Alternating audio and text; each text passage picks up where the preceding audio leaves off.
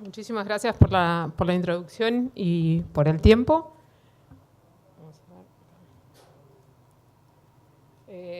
Linda hora, lindo momento del día para hablar de mecanismos de resistencia, pero voy a tratar de que no se me duerman.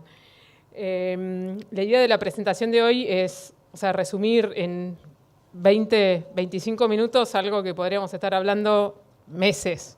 Entonces, vamos a ver qué tan eficiente soy en cumplir con ese desafío. Bueno, antes de empezar a hablar de mecanismos, hay un par de definiciones que siempre me parece importante recalcar y refrescar, que es, uno, cuando hablamos de resistencia a herbicidas, estamos hablando de la capacidad heredable de un biotipo de malezas de sobrevivir a un herbicida al cual la población original era susceptible. ¿Y por qué siempre traigo esto? Porque es importante que pensemos y que tengamos el concepto de resistencia como una propiedad de las poblaciones, ¿sí? Una propiedad adquirida y heredable de determinadas poblaciones o biotipos. Y se diferencia de lo que es la tolerancia, que es una característica inherente a la especie, ¿sí? Cuando hablamos de tolerancia, decimos que la especie nunca fue susceptible al herbicida. Entonces, contra la tolerancia no podemos hacer nada, es natural de esa especie. La resistencia depende puramente de nosotros, de cuánto seleccionemos lo que hay de diversidad en esa población, ¿sí? Y después, bueno, está el término de malezas duras, que muchas veces metemos todo en la misma bolsa. Hay veces que sirve para ejemplificarlo desde el punto de vista de manejo, pero es importante que tengamos en claro esos dos conceptos. Hoy nos vamos a estar focalizando en los mecanismos de resistencia. Entonces, ¿cómo se origina esta resistencia? ¿Cómo se da? ¿Qué quiere decir que una población que antes era susceptible pasa a ser resistente? Bueno, la base de la resistencia está en cambios naturales, o sea, que se dan naturalmente por mutaciones que ocurren en forma natural y normal en las poblaciones. Y como regla general tenemos que pensar que cuanto más diversa sea la especie en la que estamos ejerciendo una determinada práctica de control, mayor va a ser la probabilidad que haya algún individuo diferente en esa población que tenga una característica que haga que sobreviva antes que algo que antes lo mataba.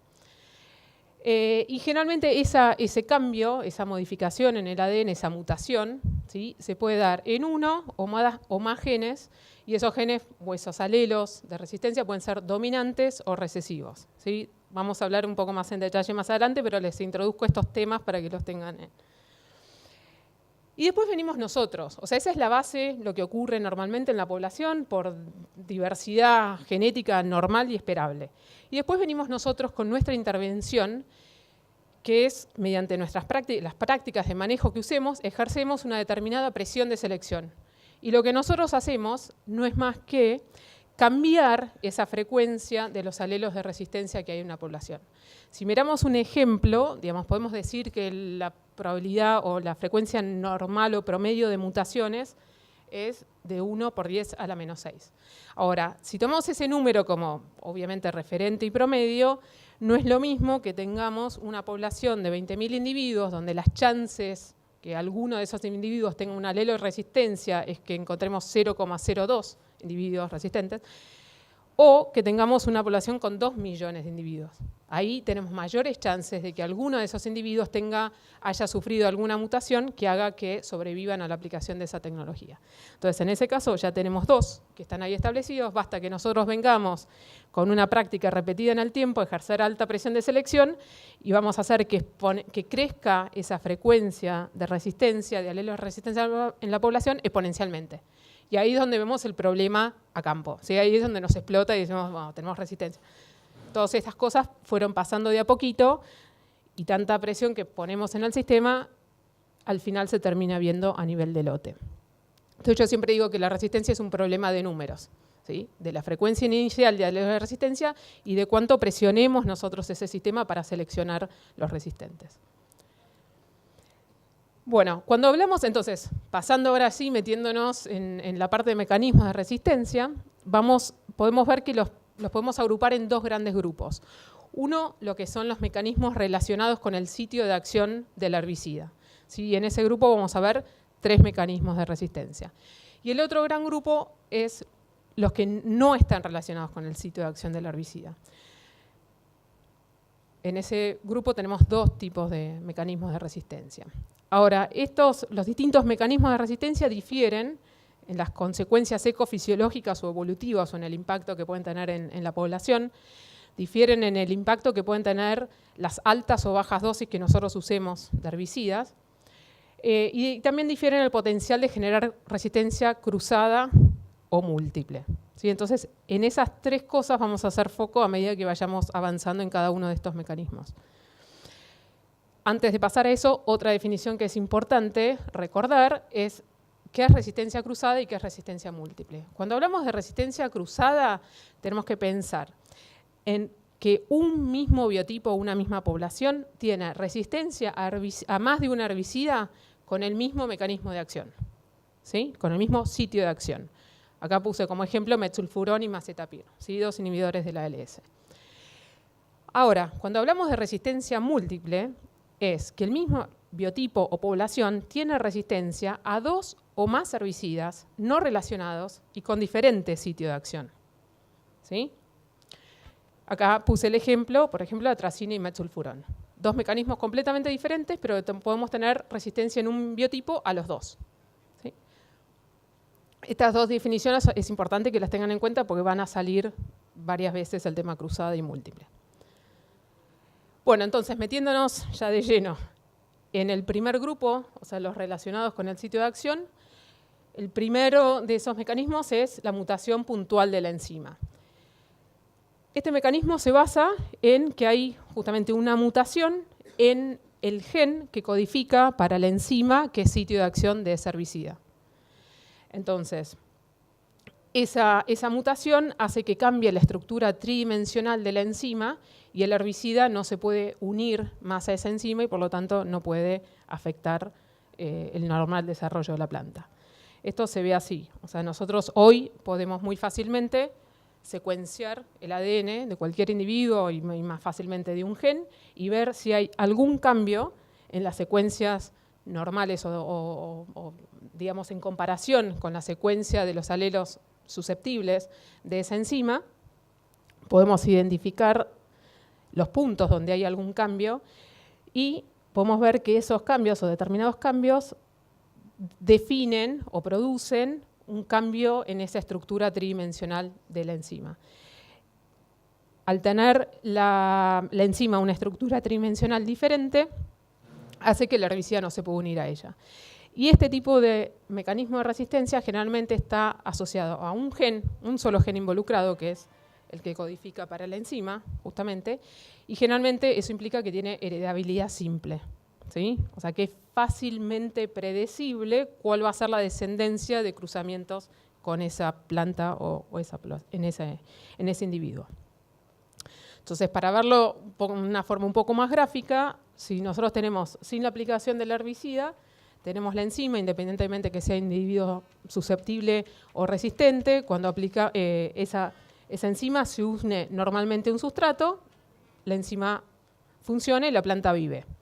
Ahora, cuando aplicamos herbicida, si tenemos un biotipo susceptible, ese herbicida inhibe a esa enzima en particular.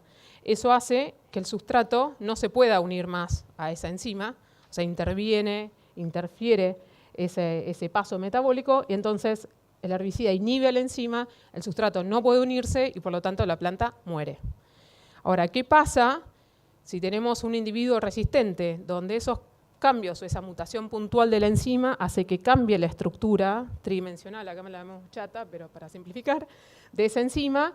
Entonces, cuando yo aplico el herbicida no encaja más, no se puede unir, no puede inhibir la enzima.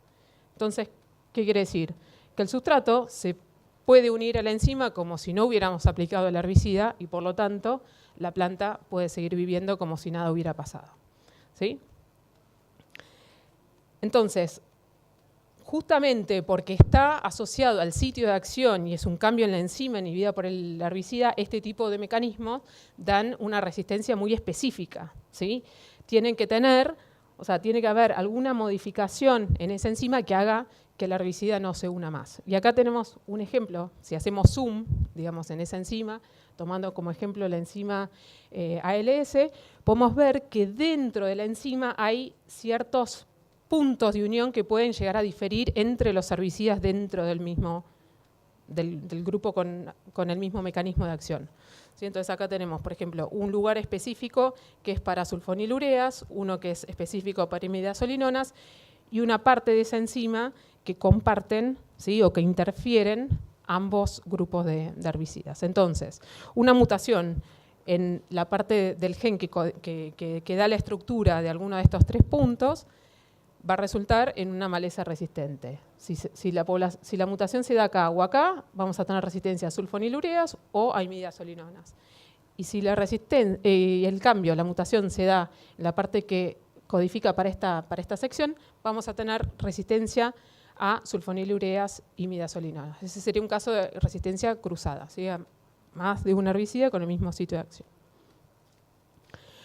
Ahora, esto no es para que se acuerden de los puntos que muestro, sino para darles una idea de cuánto se sabe y cuánto se conoce de este mecanismo. Como les decía, es un mecanismo muy fácil de detectar porque podemos hoy en día secuenciar y comparar secuencias. Y es cuestión de ver en cada posición cuál aminoácido se cambió por cuál, en qué especie y el nivel de resistencia que da para cada uno de los grupos de herbicida con ese mecanismo de acción.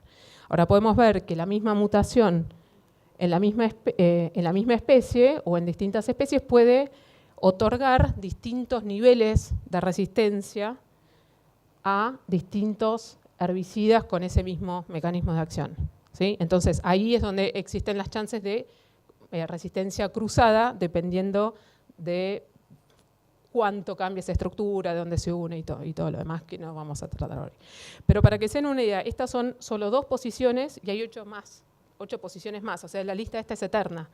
Esta es para mutaciones en la enzima de ALS y esta es para mutaciones en la enzima ACCasa. Justamente los inhibidores de la ALS y los inhibidores de la ACCasa, si ustedes recuerdan ese famoso gráfico o imagen de la página de With Science, donde muestra la cantidad de biotipos resistentes a los distintos mecanismos de acción de herbicidas, los inhibidores de la ALS y los inhibidores de la ACCasa son 2 de los 3 que tienen mayor número de individuos resistentes. ¿Por qué? Porque una mutación de esta es fácilmente, o sea, hay muchas posiciones posibles y es una mutación relativamente fácil de que ocurra. Entonces, con este tipo de mecanismo, ¿podemos tener casos de resistencia múltiple? Sí, podemos, pero ¿qué necesitamos? Necesitamos acumular 2 mutaciones, ¿sí? Una mutación para una enzima inhibida por un tipo de mecanismo, para un herbicida con un determinado mecanismo de acción, y otra mutación en la otra enzima inhibida por el otro herbicida con el distinto mecanismo de acción, ¿sí? Es cuestión de acumular mutaciones. Entonces, en este caso tendríamos un biotipo que es resistente a algún inhibidor de la ALS y algún inhibidor de la ACCasa. Puede ser a uno o a más de uno de cada uno de los 2 grupos, ¿no? Bueno, ese es el primero. Ahora nos movemos al segundo. Mecanismos de acción relacionados con el sitio de acción. Y acá les puse en el borde para que más o menos se sigan ubicando en dónde estamos, ¿no? El segundo mecanismo es sobreexpresión de la enzima. Acá no hay un cambio en el gen que codifica para la enzima, sino lo que hay es una modificación de la regulación de la expresión de ese gen, ¿sí? La característica de la enzima, la estructura es la misma. Lo que cambia es en cuánto se expresa. Entonces, si miramos acá, este sería un ejemplo de una planta susceptible. Tenemos el gen que codifica para la enzima X, que es inhibida por el herbicida. Acá, como Pac-Mans amarillos, son la enzima producida o esa proteína, y en los rombitos rojos son el herbicida. Y este esquema lo van a ver repetido en varios mecanismos. Entonces, acá lo que estamos simbolizando es que tenemos un gen que expresa una determinada enzima. Cuando aplicamos al herbicida, el herbicida inhibe la enzima, la planta muere, ¿sí? Planta susceptible. Ahora, ¿qué pasa en el biotipo resistente. Bueno, en el biotipo resistente tenemos el mismo gen sin cambios en esa secuencia, ¿sí? Pero ¿qué pasa? Algo pasa en la planta que hace que se modifique la expresión de ese gen. Entonces, con el mismo gen obtenemos muchísima más enzima. Entonces, obtenemos más enzima de lo que el herbicida puede inhibir a las dosis de uso y por lo tanto la planta vive. Hay algunas enzimas que se inhiben, pero tengo más, entonces como que no lo siento, ¿sí?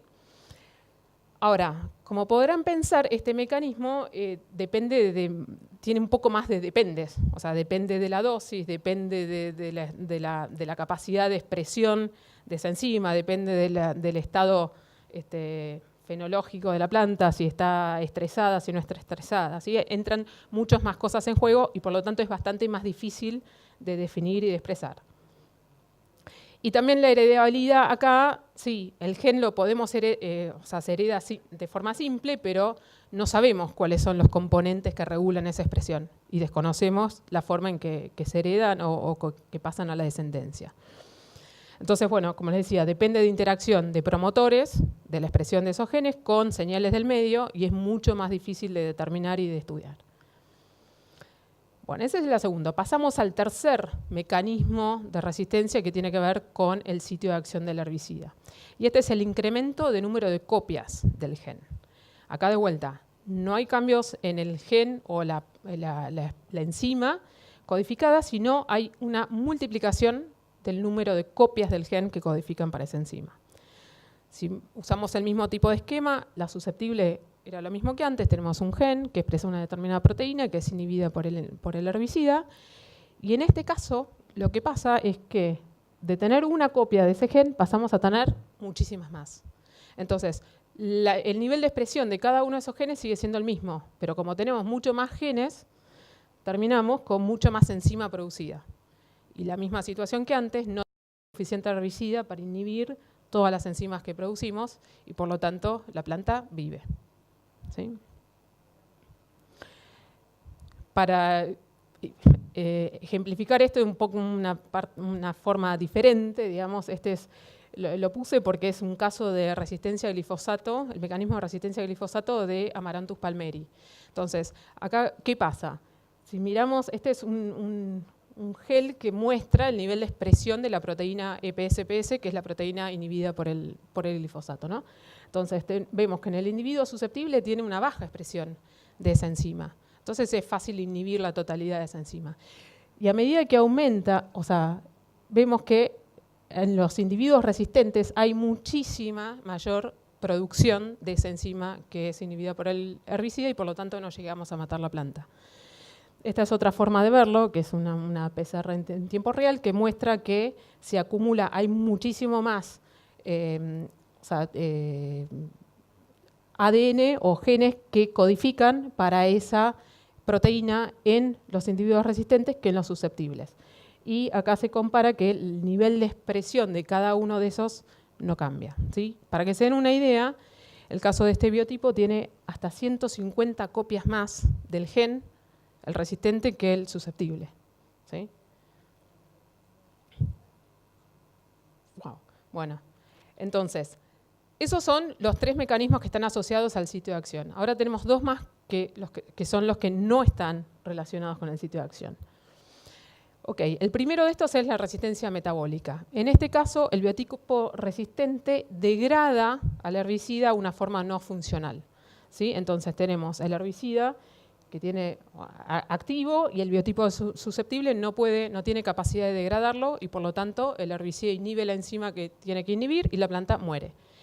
En el biotipo resistente lo que pasa es que la planta metaboliza a ese herbicida, lo degrada, lo transforma en una molécula no funcional. Entonces, de esa forma sobrevive y es como que no hubiéramos aplicado nada.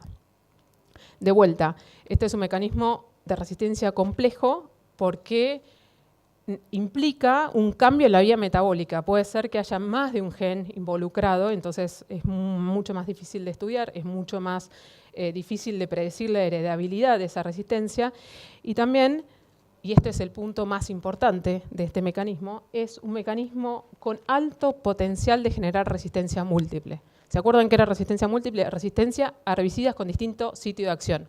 ¿Por qué? Porque acá no me importa cuál es el sitio final donde tiene que llegar el herbicida. El herbicida nunca llega ahí, la planta lo degrada antes. Y hay muchas vías de degradación que son comunes para moléculas que son diferentes, ¿sí? Entonces, por eso es muy, digamos, o está mayor las chances de generar resistencia múltiple con este tipo de mecanismos. O de ver resistencia múltiple. Con un solo cambio ya estaríamos viendo problemas con varios herbicidas. De vuelta, esta es una tabla para que tengan a forma de ejemplo. Muchos de los genes relacionados con ese metabolismo y degradación de los herbicidas son los citocromos P450 y el glutatión transferasas. Y acá vemos que cambios en alguno de esos dos pueden otorgar resistencia a herbicidas de distintos grupos, ¿sí? Los inhibidores del fotosistema 2, inhibidores de la CCasa, inhibidores del fotosistema 1, los teocromatos, inhibidores de la ALS y los hormonales. ¿Sí? O sea, un solo cambio y un cambio en esa ruta metabólica hace que podamos terminar con resistencia a muchos herbicidas diferentes. El segundo mecanismo de resistencia no relacionado al sitio de acción es translocación reducida y o exclusión. Esto quiere decir que el herbicida nunca llega al sitio de acción, o sea, nunca se llega a encontrar con la enzima que tiene que inhibir. Y puede pasar por varias cosas. Una, por falta de absorción a nivel de cutícula, digamos, por exceso, por mayor producción de ceras o demás. Otro, que sí, la planta lo absorba, pero que no lo pueda traslocar. O sea, que haya algo que lo bloquee y que no permita que el herbicida llegue a su sitio de acción, y es el caso de lo que ven en esta foto. Este es un biotipo susceptible, se aplica una gota de glifosato, esto es ryegrass. El glifosato se mueve por floema a los puntos de crecimiento, o sea, para acá. En el resistente se aplica la misma gota en la misma posición, y en lugar de moverse y de cargarse en el floema, el herbicida nunca se carga el floema. Se mueve solo por xilema hacia el extremo de la hoja. Entonces nunca llega a donde tiene que llegar, ¿sí? Después también puede ser secuestrado en vacuolas, puede ser excluido en el sitio de acción, o sea, si el sitio de acción es el cloroplasto, puede ser que dentro de la misma célula no llegue a donde tiene que llegar. De vuelta, mecanismo muy difícil de determinar y uno de los más comunes en resistencia a glifosato. Acá es otro ejemplo, estos son ejemplos encontrados en distintos biotipos resistentes a glifosato de coniza. ¿Sí? Entonces, hubo biotipos donde el glifosato nunca entra a la célula, o sea, queda atrapado en esa pared celular porque se altera esta carga al floema y la translocación, o el glifosato es secuestrado en la vacuola, o nunca llega al cloroplasto. ¿Sí? Y acá las causas o las razones pueden ser diversas. Una es que puede haber una ganancia de función o una pérdida de función de los transportadores que son necesarios para cargar el glifosato o el herbicida, digamos, a donde tiene que llegar. Entonces, la gran pregunta es, bueno, fantástico, todo esto es divino, ¿y para qué me sirve? O sea, ¿es necesario conocer el mecanismo de resistencia? Yo, a nivel de campo, bueno, si pretendemos conocer el mecanismo de resistencia de cada una de nuestras poblaciones resistentes, estamos en el horno. O sea, es utópico, ¿sí? Porque tenemos que chequear cada uno de estos mecanismos para cada una de las poblaciones y a veces ni siquiera llegamos a confirmar que son resistentes. Ahora, lo que sí nos sirve es conocer en las distintas especies y para los distintos grupos de herbicidas cuáles son los mecanismos más predominantes y que existen para poder saber cuáles son las mejores recomendaciones de manejo de esas poblaciones. Entonces, todos los mecanismos de resistencia de los que hablamos han sido reportados. Ahora, los más comunes son el que les mostré primero, la mutación puntual de la enzima o del sitio de acción, y el metabolismo. Y acá pretendo en estas 5 renglones hablar de todo lo demás que es consecuencias ecofisiológicas y evolutivas de la resistencia. Obviamente era un tema o el otro, pero para pensar en eso tenemos que pensar, o sea, cuál es el impacto de estos mecanismos en la población, tenemos que pensar también desde el lado de la especie, ¿sí? De qué tenemos, cuál es la capacidad de dispersar la resistencia de esa especie de la que estamos hablando. Y ahí entra en juego el tema de la variabilidad genética, del sistema reproductivo, de las vías de dispersión, si tiene semilla pesada, semilla liviana, si es polinización abierta, polinización cerrada, si es autógama, si es alógama. Obviamente todo eso no lo podemos ver en 20 minutos.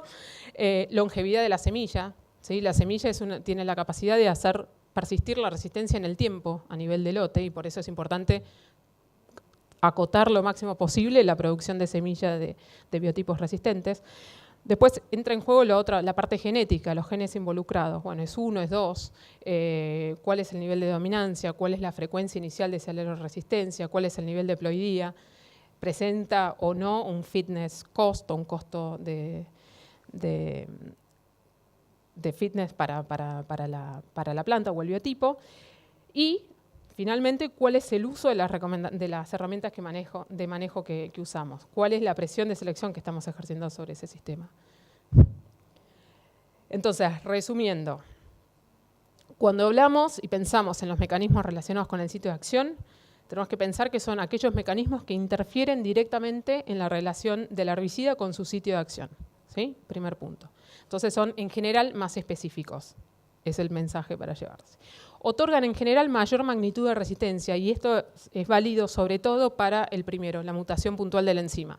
¿Sí? Porque si la enzima cambia, le podemos tirar con el bidón y no se va a unir la enzima o sea, el herbicida a la enzima. ¿Sí?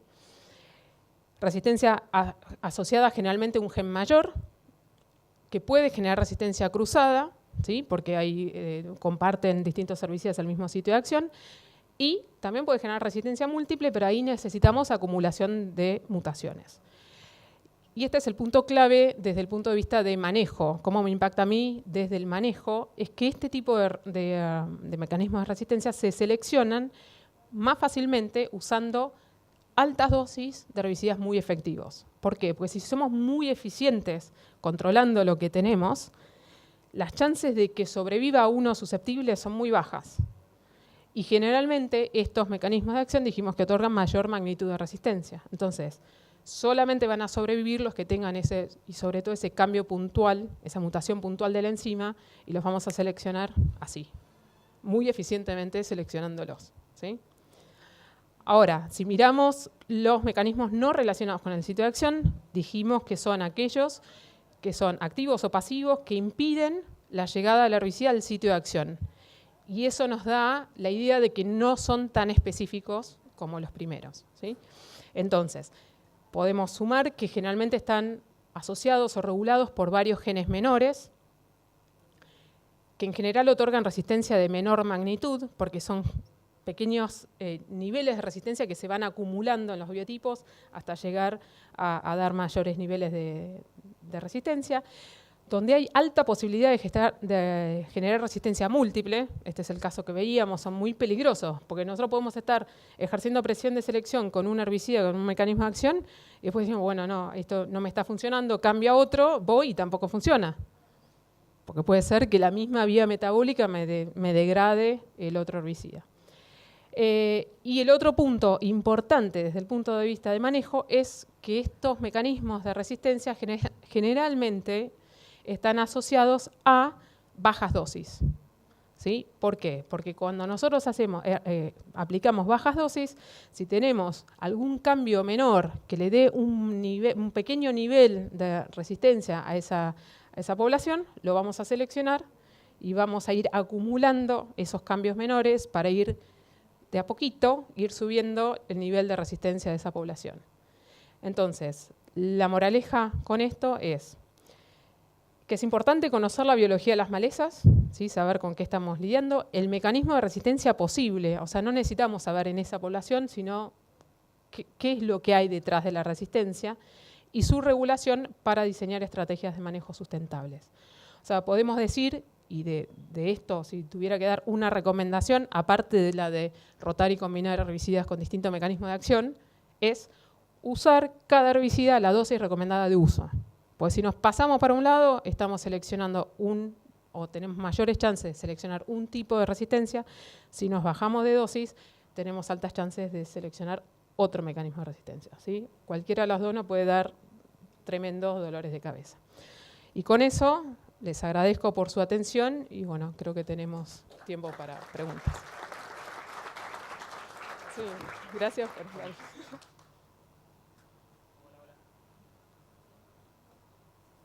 Bueno, María Luz, excelente, clarísimo, la verdad, clarísimos los mensajes. Hay tiempo para 5 o 6 preguntitas. María Luz, primero felicitaciones por la charla. Una pregunta, desde el punto de vista preventivo, más allá del tema de la dosis, ¿vos harías alguna diferencia o hay alguna diferencia de manejo preventivo para un tipo de mecanismo de resistencia o para otro tipo de mecanismo? ¿Se entiende la pregunta? Sí. Sí. Antes que la conteste, porque me da la impresión de que todo lo que decimos para prevenir resistencia tiene que ver más que ver con la resistencia asociada a sitio de acción. Sí, está muy buena la pregunta. El tema con la combinación y rotación de herbicidas es una discusión eterna, incluso hasta en la Weed Science Society of America había yo formaba parte en su momento, ahora ya no más porque estoy acá, pero un comité de resistencia donde siempre nos sentamos a discutir qué es mejor, rotar o mezclar, o combinar en el mismo. Bueno, es una gran pregunta y el tema es que es difícil de chequear eso porque es difícil de diseñar un ensayo para testear eso. Ahora, desde el punto de vista, si querés, de la teoría, cuando tenemos, un punto a considerar es que los herbicidas que combinemos, de la recomendación es que los herbicidas que combinemos tengan una eficacia comparable para la maleza que queremos controlar. Ese es un punto importante. Porque si tenemos uno que tiene, otorga un 90% de control y otro que otorga un 75%, bueno, ahí ya estamos en desventaja. Estamos ejerciendo una presión de selección diferencial más con uno que con otro, ¿sí?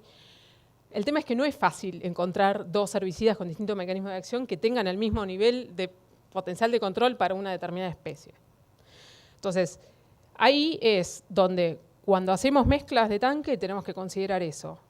Una vez que consideramos eso, tenemos que pensar, bueno, tengo estos dos, me pudo haber estado seleccionando más para resistencia asociada al sitio de acción, más para resistencia no asociada al sitio de acción. ¿Qué puedo hacer en mi otra etapa? Uno sería, bueno, hago un preemergente. Siempre los preemergentes son más eficientes en el sentido de que agarramos la maleza en el estadio óptimo, ¿sí?, de control, porque esa es otra. Es decir, bueno, ¿en qué momento estamos aplicando? Pues podemos usar la dosis recomendada, pero en un momento pasados y en realidad estamos usando una subdosis, ¿sí? Entonces, otra clave quizás para el manejo es, sí, tenemos que combinar o rotar, tenemos que usar la dosis adecuada en el momento susceptible o más susceptible a ese herbicida de esa maleza. Y si vemos que estamos con una presión desbalanceada, pensar en qué otra estrategia podemos combinar diferente a las dos anteriores en otro momento para controlar eso. O decir, bueno, apliqué, un preemergente, un inhibidor de la ALS. Otra es eso. ¿Qué estamos mezclando en la mezcla? ¿Sí? Porque decimos, bueno, sí, aplico un preemergente con glifosato. Fantástico. Vale. Pero el glifosato va a matar a lo que esté emergido en ese momento. Y lo que no está emergido ni se enteró que aplicaste el glifosato. Entonces, para esas malezas ejercimos presión de selección con el glifosato y del otro pasó desapercibido. Y para las que estaban todavía sin emerger el glifosato, ni se enteraron que aplicamos glifosato, ¿sí? Porque el que va a actuar y el que va a ejercer la presión de selección ahí es el preemergente. Entonces, no es simple y no hay una respuesta simple. Y no sé si te estoy aclarando o oscureciendo.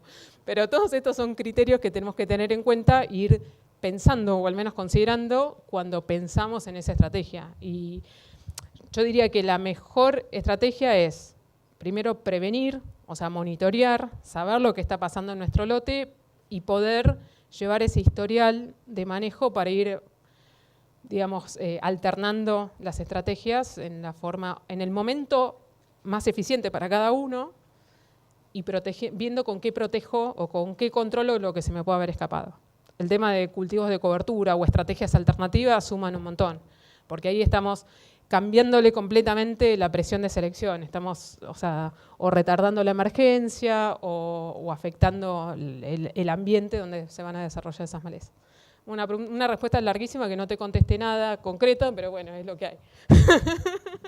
Sí, yo tomando la pregunta de Daniel, yo me puse a pensar qué hubiera contestado yo si hubiera estado ahí adelante. Sí.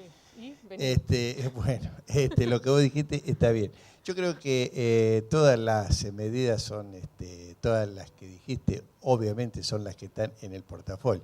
Ahora, si uno quisiera, y acá ya como es un taller, uno se permite pensar en voz alta, ¿no? Y abrir.